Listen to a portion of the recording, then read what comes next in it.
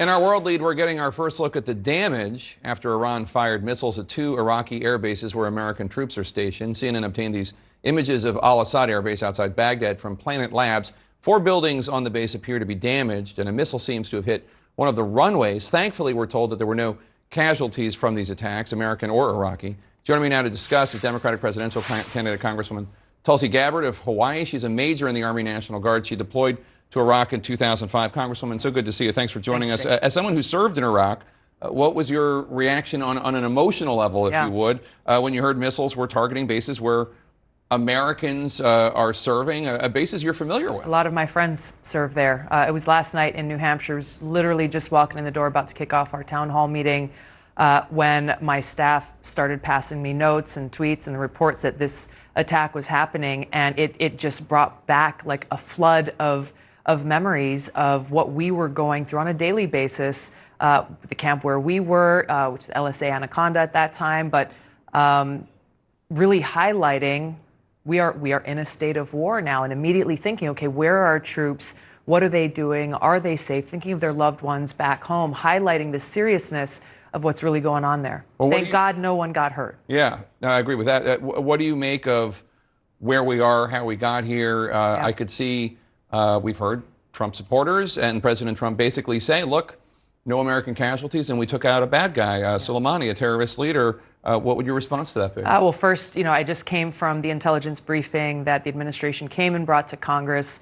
Really, they provided vague comments, no justification whatsoever for this illegal and unconstitutional act of war that President Trump took. You don't buy the imminent attack against Americans? No, they failed to provide any compelling information to prove their point of imminence. And really, it brings us to the central question here, which is our country's national security better off because of Donald Trump's actions and decisions? The answer to that is no, in 2 primary ways. Number one is Iran is now in a position where they're not really abiding by any restrictions from the Iran nuclear agreement. They're continuing to escalate in speed towards developing their own nuclear weapons capabilities, creating a greater threat for us, to our allies and partners, and to the world. And secondly, because the troops that we have in Iraq now and the additional ones that this administration is sending there are no longer focused on what their mission there really has been, which is to prevent a resurgence of ISIS and al-Qaeda. The announcement from the commander that came from there that said, we're not doing that anymore because now we have to shift all of our efforts and focus in a defensive posture against Iran and Iranian-backed Shia militia. This leaves the door wide open for ISIS and al-Qaeda to start to reconstitute and to start to be able to build a resurgence in their terrorist activities. What do you make of the argument made by Secretary of Defense Esper and others, which is like, look, Soleimani and the Iranian and the IRGC, the Islamic Revolutionary Guard Corps, they've been attacking Americans for decades. And it's not a secret. You don't need intelligence on this. They killed an American contractor at the end of December.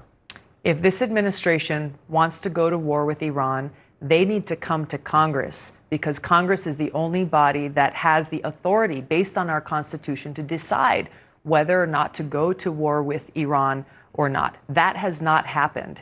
And that just shows the shallowness of the argument that the Trump administration is making, where on the one hand they're saying it's because of an imminent threat, but on the other hand they're saying, well, look at all of these things that have been happening for a long time.